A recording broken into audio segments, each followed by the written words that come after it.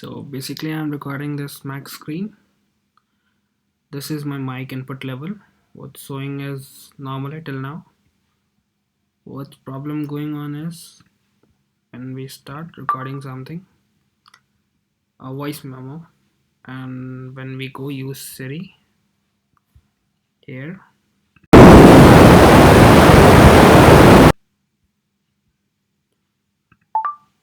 the sound comes something like this. A voice memo, and when we go use Siri here,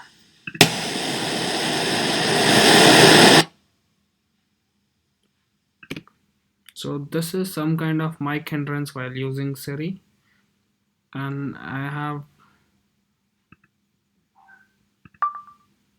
also noticed this here while going to keyboard and while starting dictation. This it goes. Also notice this here while going to keyboard and while starting dictation.